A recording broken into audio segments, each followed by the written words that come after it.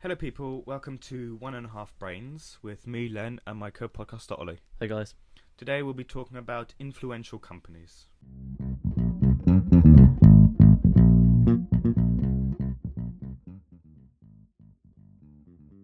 So today, we're talking about big companies which have a lot of influence over the whole market. Yeah, on us. Yeah, so let's start off with Uber because they're just a cool company. Everyone loves Uber. It's a great customer experience. Mini intro. They're a private global transportation technology company, headquarters in San Fran, California, and they operate in over 600 cities worldwide. They had a 6.5 billion revenue in 2016. Dollar or pound? That's dollars, Alright. American dollars. And the founder Travis Kalanick and also Garrett Camp founded the company in 2009.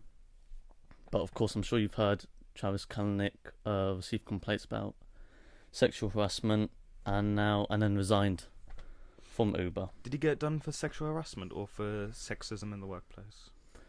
I think the biggest controversy was the sexual harassment, but Alright. of course there was the Yeah. sexism as well. But he said in June this year he was taking an indefinite leave of absence following the sudden death of his mother, which was in a boating accident. So that's what he's saying. But yeah, everyone knows it to be sexual harassment along those lines at least. Sorry, was he a founder as well, or was he? Yeah, he was founder. Okay, so he probably still has shares and stakes in the company. Yeah, he still remains on the board of the ride-hailing firm. All right. So So in case you missed it, Uber is a company.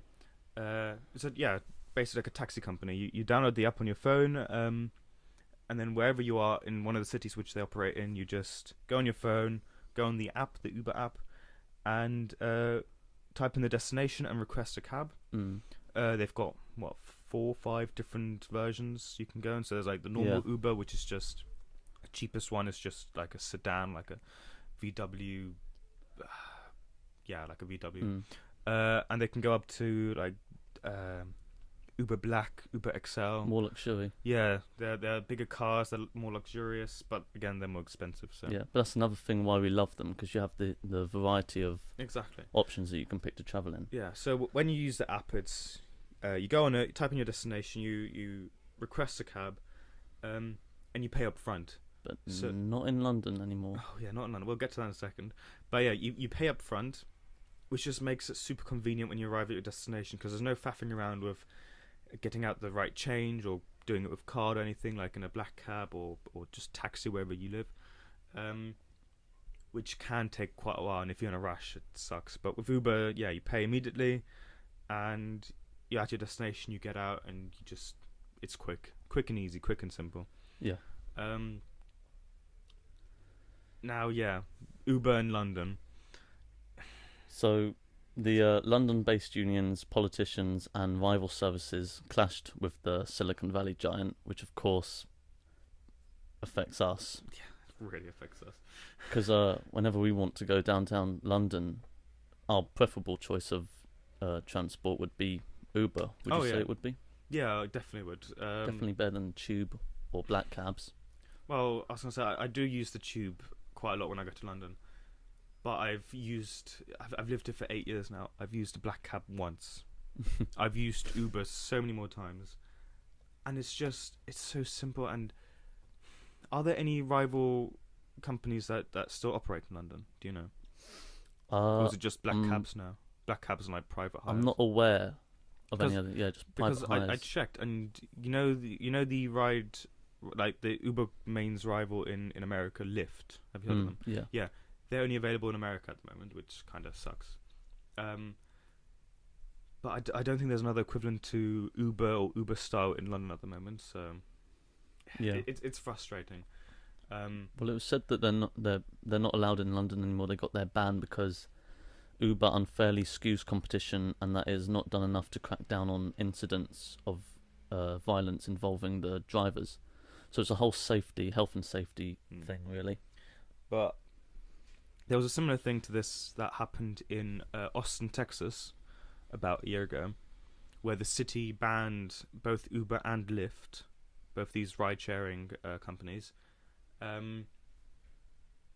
because they didn't have the right licenses to operate, within 3 or 4 months they were back in the city.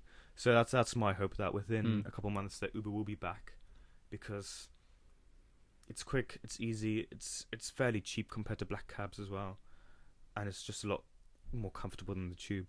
I'm sure they'll be back sometime in the future, because they've just deprived Londoners of a convenient and affordable form of transport. Just another one.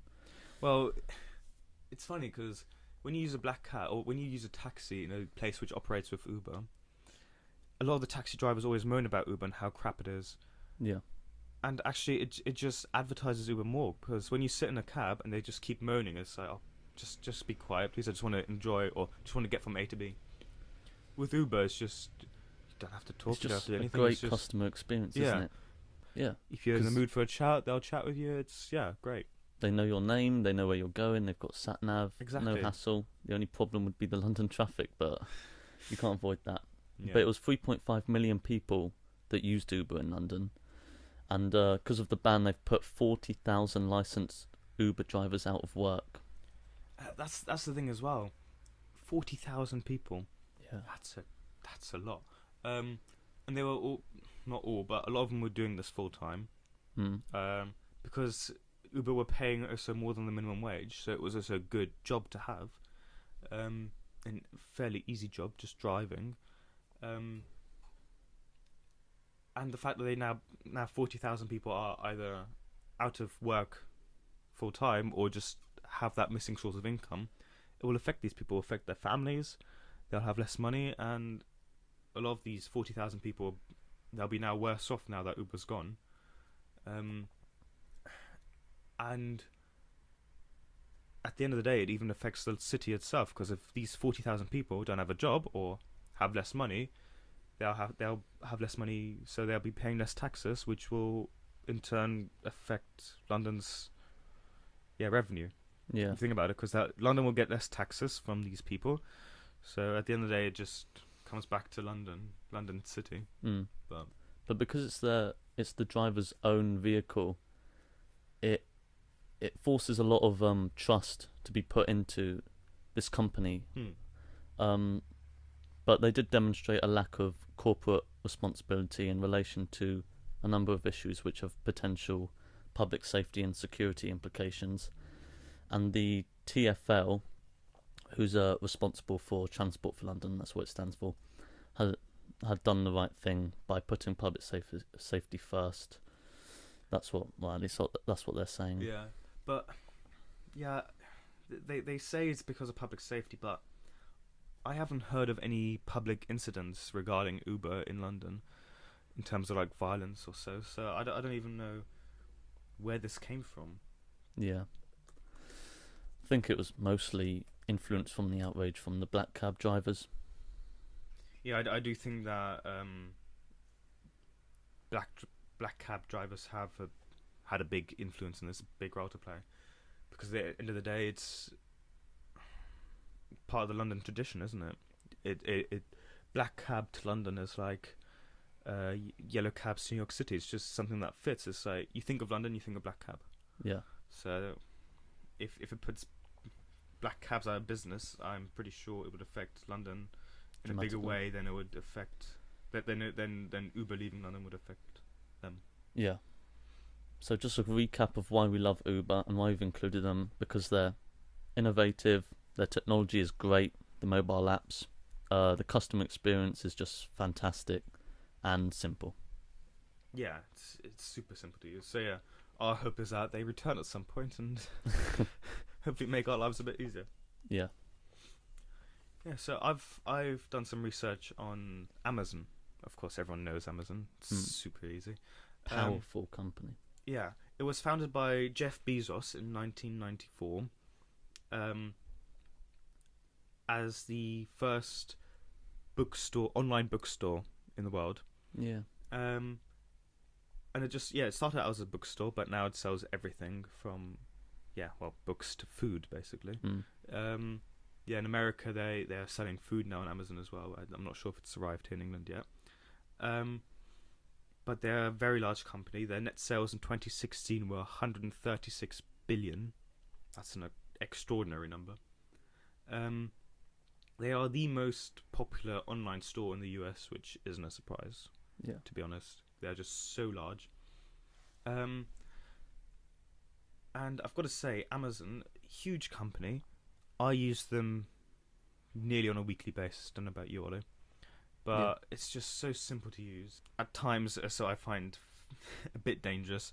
I've got the app on my phone, and I've got it so that it's a one-click verification. Yeah. So you basically tap on the item you want, and you said you tap on your basket, and you say, okay, order. No further verification. Don't even want your thumbprint. Just you press that button, and it's on its way. Simple. It's super easy, but at the same time, I'm worried that it's just too easy. Yeah. If you know what I mean.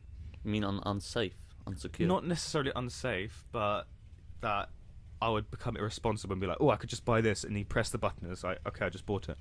Yeah. Or like, if you accidentally buy something, I mean, I'm sure they'll refund it, but it's just, I'd like to have this another step of verification in there. Yeah. Do you use Amazon a lot, Ollie? Yeah, I do. I actually had an incident recently where I bought something, but it never came. It never arrived to my house. So we called up Amazon. Must have been. It was an American on the other side, so it must have been in America, and well, presumably. But they were really good customer service. They completely refunded me. They tracked down on the issue, and yeah, great, ethical company as well. Did they manage to get the item to you? Yeah. At the end? And they refunded you. And they refunded me. See, that's what I like about not just Amazon, but companies that have that similar style of work. When they mess up, they admit their mistake and they refund you. They compensate you. They basically say, look, sorry, here's your item. You get it for free. It's on us because we messed up. And he was super kind as well. Yeah. That's another thing that I like about Amazon. Every employee at the company, no matter what you are, you can be anything from web developer to CEO. Every person has to spend at least a day a year at Amazon at the customer service desk. So they've got to help customers to experience what it's like to understand what customers are going through to make the whole customer experience better. Yeah. And yeah, I think that's brilliant.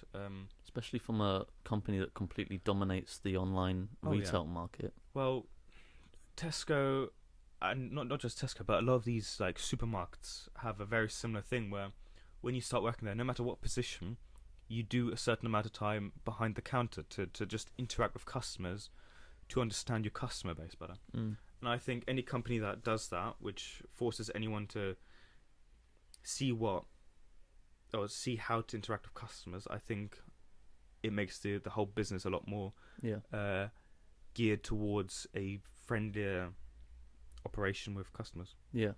And they're still growing, right? Oh yeah, I mean they're growing a lot. Their Q3 revenue for 2017 was 43.7 billion. Yeah. Which is just, I mean, unreal. Yeah. The size and magnitude of this company. And their market capital is just completely outstanding, isn't it? Oh yeah. Their share price is over 1,000, if I'm right. Oh, must be. I mean, they are so huge, and yeah, I'll have a look right now.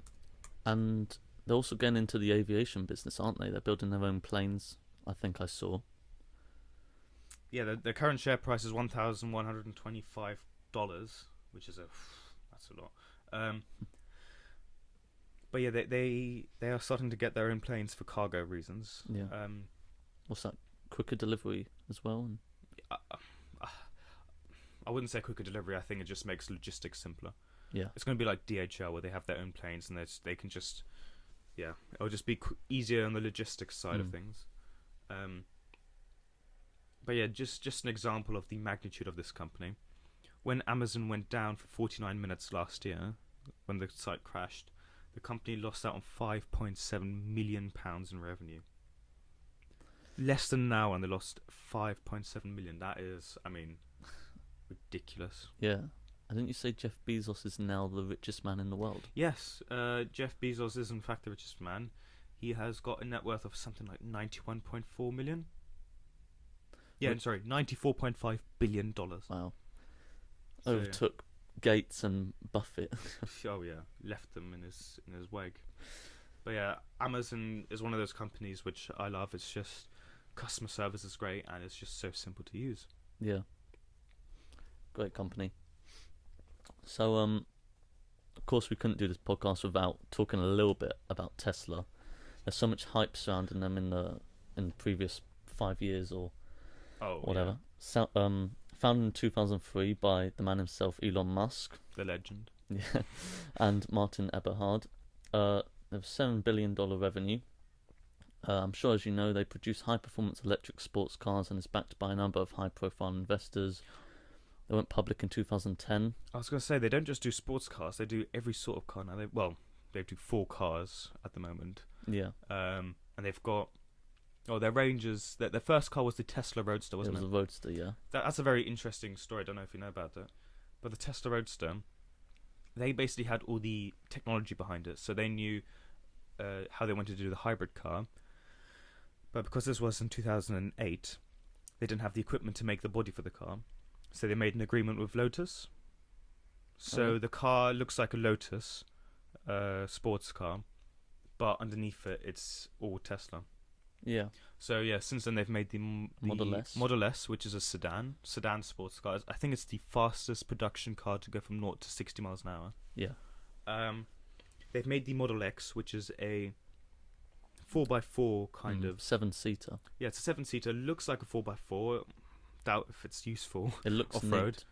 neat. And then the brand new Model 3, which is a not hatchback. It's like between a hatchback and a sedan. Yeah. And I mean, it's the cheapest one they produced so far. It's $30,000. Yeah, it seemed to be a more mass market car. Yeah, and I believe they're starting to roll them out now as we speak. I believe the first delivery was in November of this year. So Yeah. it's very, very relevant, this Model 3. So they seem like everyone knows them as being a great company to invest in, but every time they unveil these new cars, such as the Model 3, they don't meet. They have a punctuality issue. They don't really meet their deadlines, because of course the process of making the cars is such a long process. If something goes wrong, the whole manufacturing process just gets held up, and that's an issue that, unfortunately for Musk, he's had to face more than once. But the company's products were aimed at customers in the high-end sphere of the market, but of course the Model 3 shows that they're trying to get them cheaper. But it's not easy trying to lower the price of these cars. They're very expensive because there's mass supply and demand. Tesla Motors does not have the manufacturing capacity to meet the current demand all at once. Therefore, they've been allowed to price their cars quite highly. Well, even that, like the Model S, their top of the range car, starts at $60,000. So it's not. I mean, it's expensive for a car, for a sedan. So that they're competing in that price bracket with Mercedes, with BMW, with high-end cars. But for the technology that they have in their cars, it's an absolute bargain. Yeah, it is. They're self-driving. They're fully electric. They're silent. Virtually silent. I mean, their interior is gorgeous. Acceleration. Of course, acceleration. Yeah, that touch screen is just the real future, isn't it? If you haven't seen the inside of a Tesla, on the Model S, it's in the middle where you have normally your radio, your aircon, your sat-nav, everything. It's just one big screen. It's like a giant iPad, with everything touchscreen. You can control everything there. It's everything easy. you want to do in the car is on that touchscreen. Yeah. There's no other buttons. It's insanely neat. They can also cruise for over 200 miles on full charge, and of course, recharging is a very user-friendly task. Yeah. Well, I was going to say the interior of the Model 3 is another step up from the Model S. It doesn't have any dials. It's just one big touchscreen in the middle. And yeah, I mean, it's just revolutionary. I was going to say, with the recharging, Tesla have built recharging stations all over the US, and they've positioned them so that you can get from one coast to another just on charging. So they've made sure they've built charging stations every couple hundred miles at the required distance where the Tesla needs to recharge. Yeah. So you could get from New York to California just with a Tesla, just by charging up at these charging stations. And I think if this gets more used worldwide, this would be, well, brilliant. Yeah, completely revolutionary. Yeah. And but of course, to meet the supply and demand, they've had to build that new gigafactory in America. It's costing like what, $2 or $4 billion to make. Well, they're building two, aren't they? They're building one in Nevada, near Las Vegas, and Yeah. I think they're building another one in Buffalo, New York. I thought I read. So yeah, these gigafactories, the sole purpose of them is to create the batteries for the Teslas. Because right now they still have to source them externally, and it's just expensive. Yeah, I mean the single most expensive component of the cars. They're about 40% of the car's sticker price. The gigafactory in Buffalo produces solar cells, so that's for Solar City, which is another organization owned by Elon Musk. Yeah. But yeah, the one in Nevada kind of fascinates me because it's a huge complex. If you haven't seen it, you must Google it. It's a huge complex, and it hasn't finished being built yet. No, not finished. But they've already started, using the factory to produce it because even though it's not finished, the sooner you start, the more you'll get at the end of it. Yeah. And it's completely built just to meet the demand. Yeah, the demand for Tesla. Another thing that I find fascinating with Tesla is that the factory and the headquarters, they're only built like 20 miles apart from each other. Yeah. This means that all the executives and high-profile people aren't that far from the location where these things are built, so they can have a more active involvement in the production of these vehicles. In some factories, the management offices are even inside the factory, so it's just it's a very direct step from the management side of things to the actual production side. Yeah, and all the components in Tesla cars are actually built in America, aren't they? Not built in China or anywhere. They're all abroad. built in America, which gives them this certain quality as well. Yeah. Not saying that something built in China isn't quality. It doesn't have quality, but yeah. Yeah. I assume that's another reason the price tag is so high for some of the cars, is because they're all built in America, and the wages, of course, in America are a lot fairer than in countries like China, Vietnam.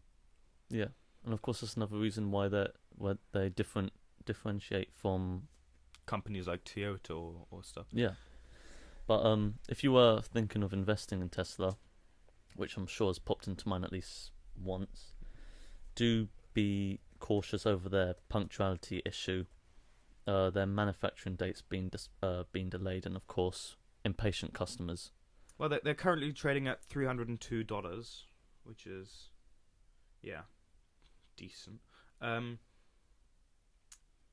What fascinates me, to be honest, about Tesla is that they've overtaken General Motors now as the most valuable US car company, which is just, I mean, Tesla is it's a big company, but not as big as GM. GM, of course, owns companies like, what is it, Ford? Hang on. And they're all electric, which 15 years ago would sound crazy. Hang on, I'll cut all this bit out. Yeah, so it's impressive because GM, they've got cars such as Hummer, Saab, Vauxhall. For Europeans, that's Opel. So they own a lot of car companies, like Chevrolet, Buick, GMC, Cadillac, all these big car companies. And yet a company which only produces one car or like 3 models is more valued than them. I mean, that's impressive, I think. Yeah. um, especially in America where everyone buys these huge, ridiculous pickup trucks. Mm. But yeah, Classic America, though. So we love them simply because they're innovative, of course. I would say that's my life goal. If I own a Tesla in my life, I'd be happy. Yeah. I'd say I've succeeded in I life. mean, they're just cool, aren't they? If you own Yeah. a Tesla, you're cool.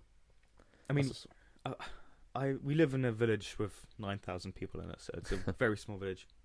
I've seen both Model 3 and a Model X here. yeah, I mean, every time I see them, I just walk past and like mouth open, like looking at it. Like, oh my Yeah. god, look at that. but then if you lived in a city, you'd see them everywhere, don't you? Well, I'm basically in London every second weekend. Honestly, I don't see that many of them. I mean, to be fair, I see like one a day, but still, you'd expect a bit more. Yeah.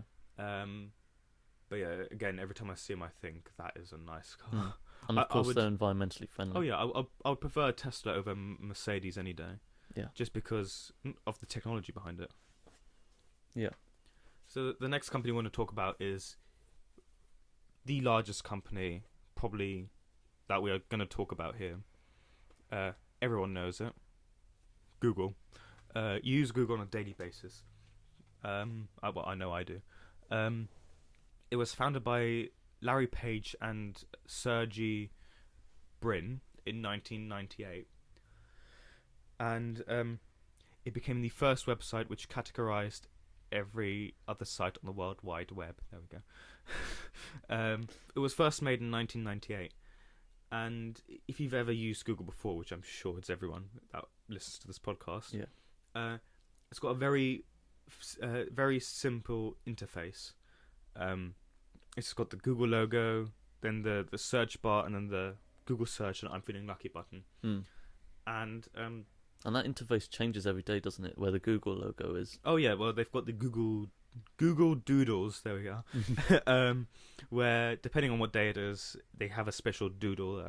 To match the trends of whatever's happening. isn't Yeah, it? or like big events. So on the 3rd of October, they had a special one for the German reunification. Yeah. Or like when some famous innovator or author or president has a birthday, they change it to fit that person. Yeah. Yeah, but it's the reason the interface is so simple is because believe it or not, Larry Page and Sergey Brin, the founders of the biggest online company, weren't too familiar with a certain form of coding, HTML coding. So these two geniuses didn't know how to do this coding, which made it look so simple. And if you think about it, the simple, clean look is what makes Google Google.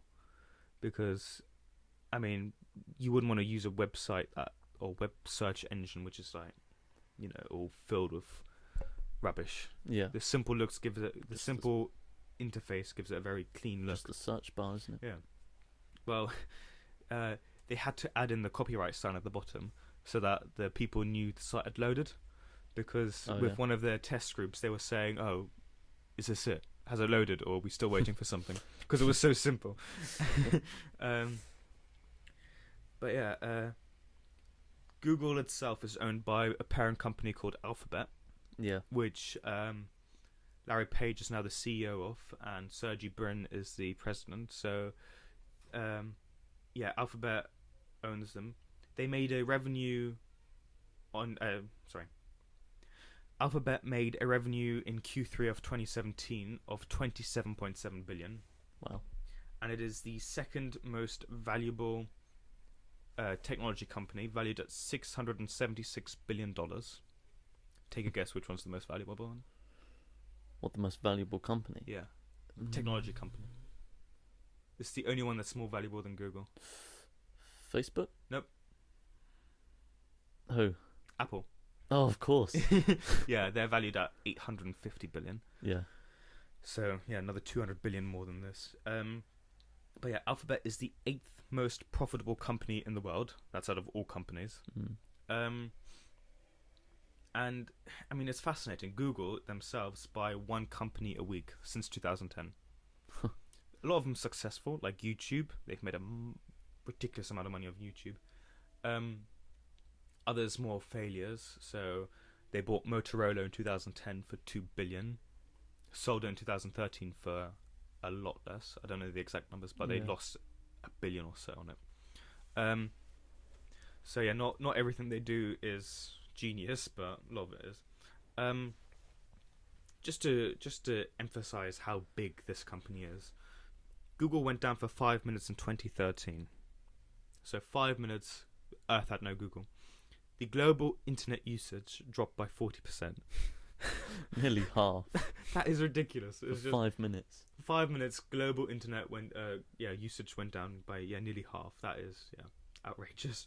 And they have such a good brand image as well, don't they? Because like their headquarters, if you watch videos of what it's like in there, it's just everyone's dressed how they want. Yeah. There's games you can play.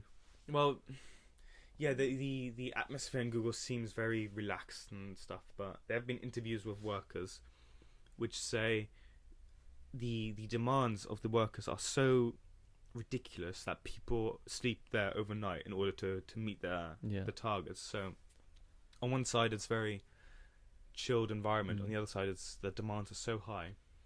But yeah, a lot of people don't even realize what else Google does aside from being a search engine. So of course we know that they're one of the biggest contributors to GPS with Google Street View, with just Google Maps. Yeah. Google Earth, of course. They invented the operating system Android. Yeah. So all the interfaces that use Android, so Samsung, HTC, basically every company aside from Apple, use a interface created by Google. Of course, their email, Google Mail. But they also have stuff such as the self-driving technology, which they're improving at the moment. Of course, Tesla's a bit ahead of them. But Google are doing a lot of research in it. So. And they do phones as well, don't they? The Pixel. Yeah, Google Pixel, and they also own companies such as YouTube.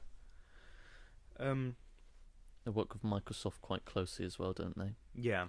Google and Microsoft are very close. You can basically say partners.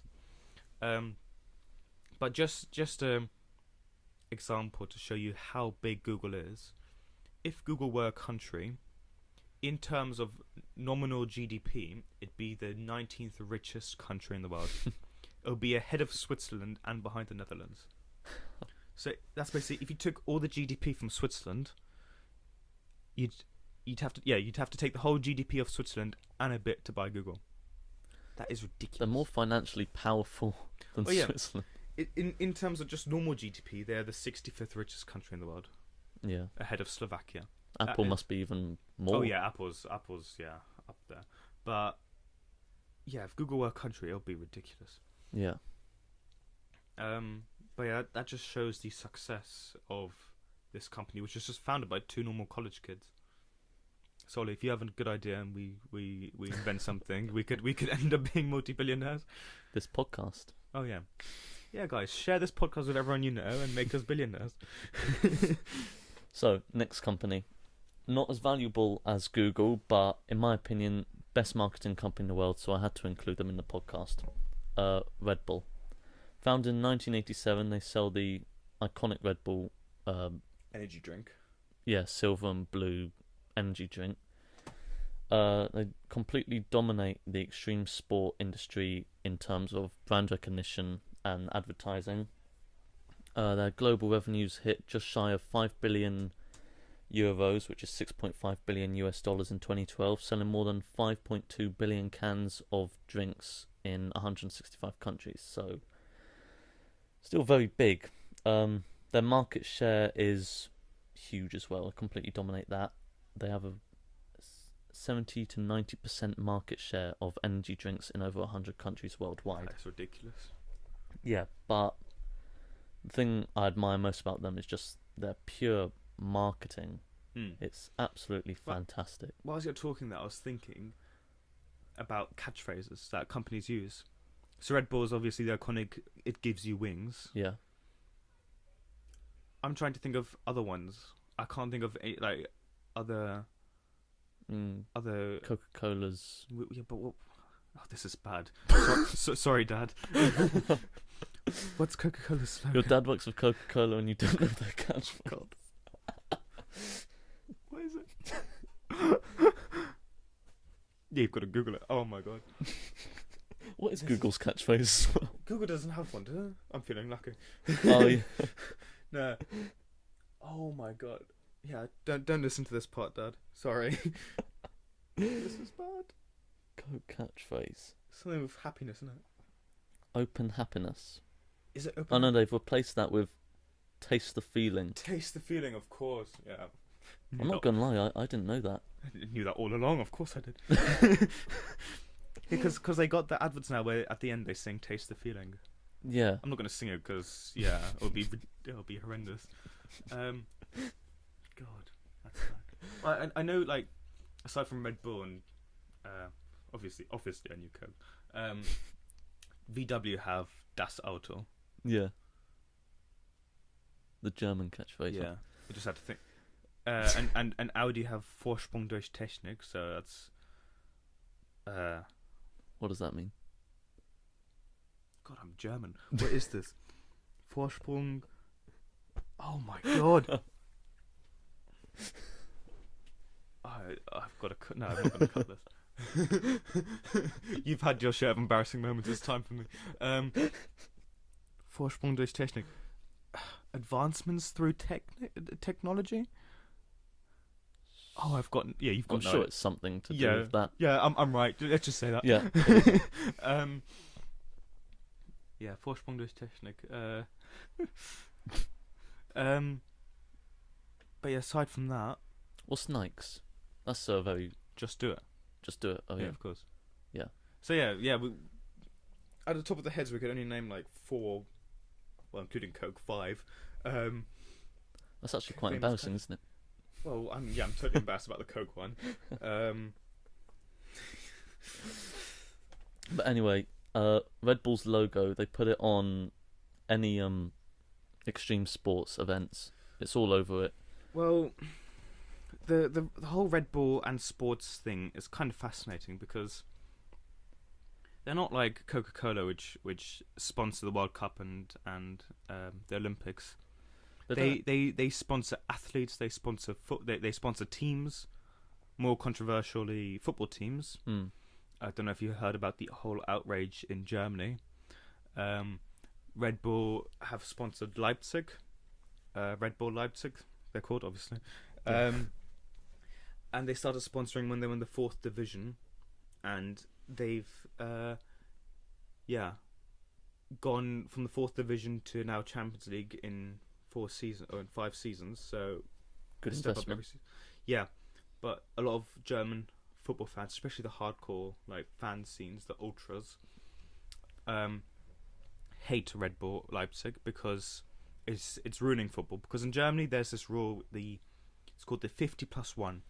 So 51% of shares from the football team have to be owned by fans, so that a football team cannot be commercialized.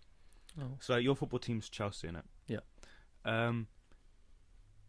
Chelsea is obviously owned by Abramovich, one guy.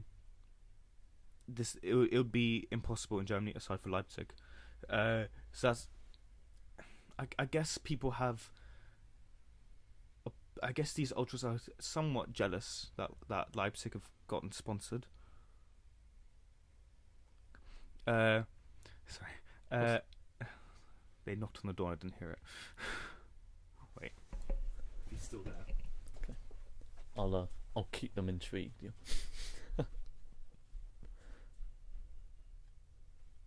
He's still there. Come on, run.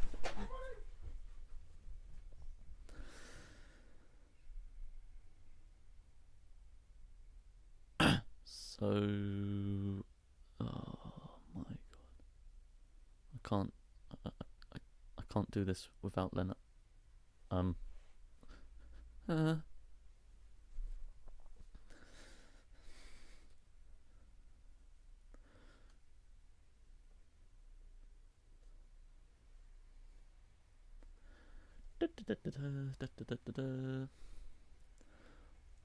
ba ba doom ba ba doom ba ba doom ba. Ooh wow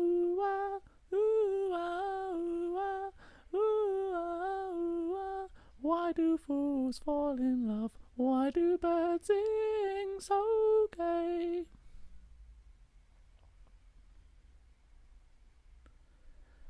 I see trees of green, red roses too.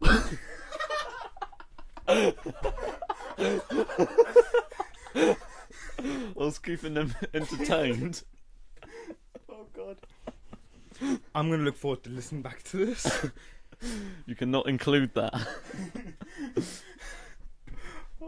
Maybe it should be at the intro. What's our normal theme tune? No, just like from the start, very start bit. Oh, he was not happy. Sorry to all the people. I just had a package delivered, and I got a message on my phone saying it was unable to deliver. Oh fuck! I'm out of breath. I need to go gym. Yeah, I got a message on my phone saying it was unable to deliver, and I looked out the window and I saw he was downstairs. So I ran down,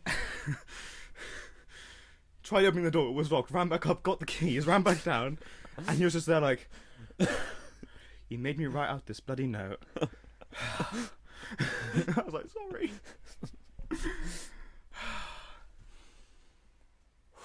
Can't believe it's 12. Oh bloody hell. Right, sorry, we were talking about Red Bull.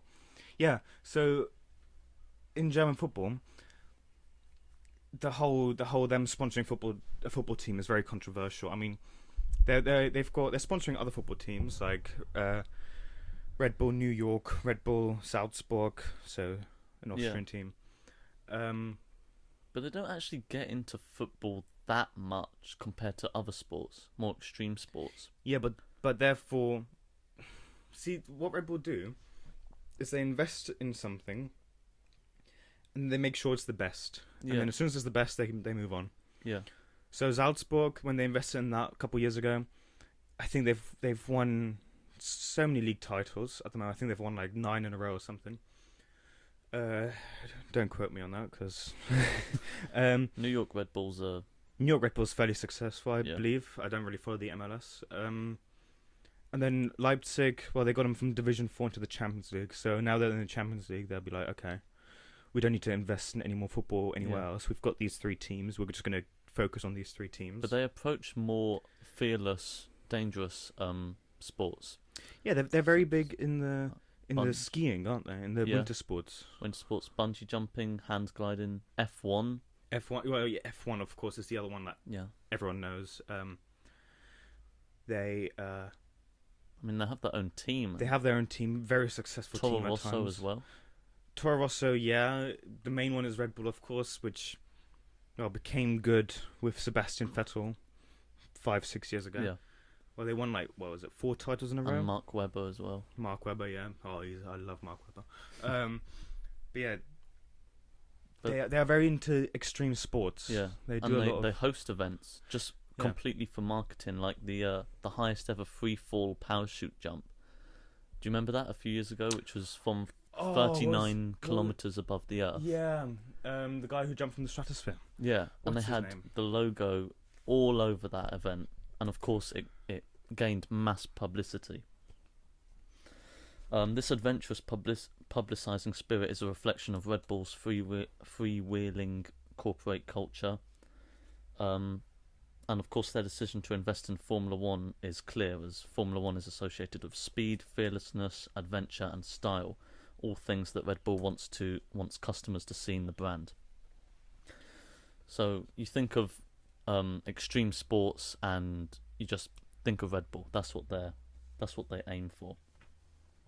They also host the Red Bull Air Race. Yeah, sorry, just quickly. It was Felix Baumgartner. Yeah. The one that jumped from space, yeah.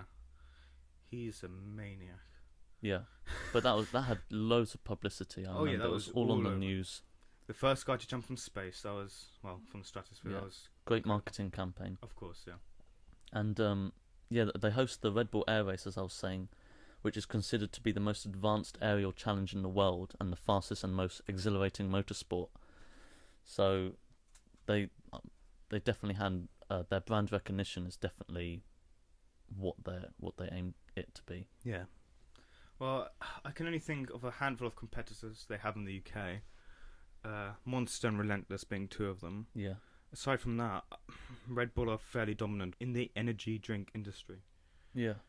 So, I mean, they sponsor countless extreme sporting events, from ESPN's X Games to NASCAR. But I love their different style of marketing to other competitors or other companies in general. Like owning a team or creating an event is part of their marketing strategy, and that's of course very different to other brands which simply pay huge amounts of money to have their logos displayed on cars or jerseys and merchandise. So it's a completely different way of branding, and it's worked very well, clearly. Yeah. Wow. Yeah. But yeah, these are our 5 favorite / most influential companies that we could think of. Yeah. And yeah, we hope you enjoyed. If you have any other companies which you think are more influential than the ones we mentioned, leave us a comment. You can find us on Twitter at @1_brains. You can send us an email at 1.5brains@gmail.com. Yeah. Give us feedback. Yeah, let us know what you think. If you have any topics you want us to discuss in a future episode, just let us know. If you want to come on. Yeah, if we know you, and if you'd be prepared to come on to talk about a certain topic, again, just send us a mail, chat to us when you see us, and yeah, we can sort that out at some point. We were supposed to have a guest on today, but he cancelled on us. Thanks, Will. It was going to be an episode on drugs, wasn't it? And the law. we're gonna do the plan was we're gonna do an episode on the drug laws in the world, and yeah, he wanted to do one about art, which I wasn't prepared on at all. So yeah, kind of thankful he didn't in the end. But yeah, if you enjoyed, leave us a comment, rate us on iTunes, send us a tweet. Yeah, let us know. Aside from that, thank you for listening. See you next week.